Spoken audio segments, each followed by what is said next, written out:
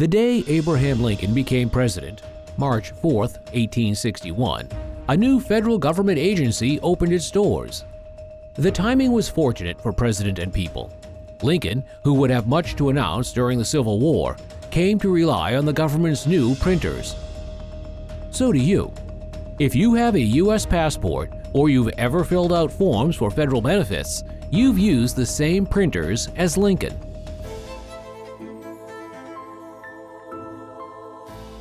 These videos are made possible by the generous contributions of viewers like you.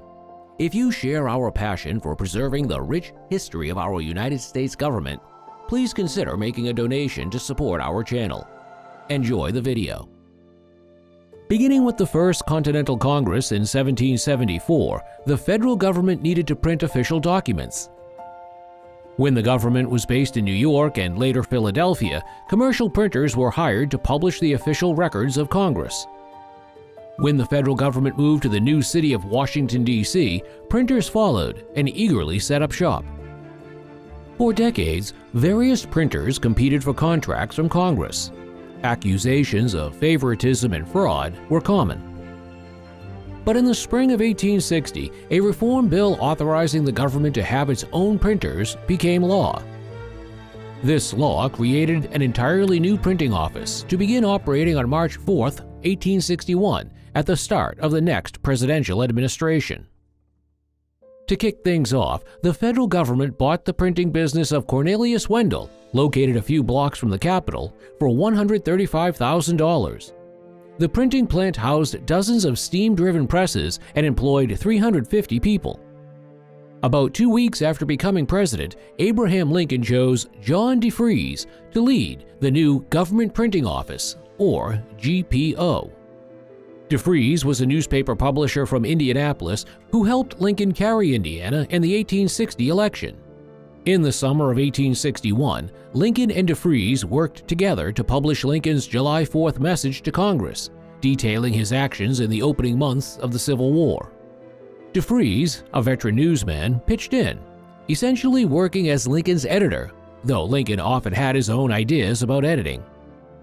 In late 1862, the GPO played a key role in preparing one of Lincoln's most noteworthy documents, the Emancipation Proclamation. The preliminary version of the proclamation was announced on September 22, 1862. Employees of the GPO worked late into the night typesetting the text so it could be distributed to the press, the military, and government officials, including American diplomats overseas. The final version of the Emancipation Proclamation was signed by Lincoln on January 1, 1863. Copies, which varied slightly from the September version, were printed 2 days later. Lincoln's affection for the federal printers was shown when he accepted an invitation to visit them on October 24, 1863. The Washington Evening Star 2 days later described how Lincoln was fascinated by the GPO's printing presses. When he visited the cutting and folding room, the young women who worked there presented him with 2 bouquets of flowers. The law creating the GPO exempted the Daily Record of Congress. That continued to be printed by commercial printers until 1873, when the GPO began printing the Congressional Record. In the 1890s, a large red brick building adjacent to the original building from the 1850s was constructed. It was torn down in the late 1930s but was replaced by a similar red brick building.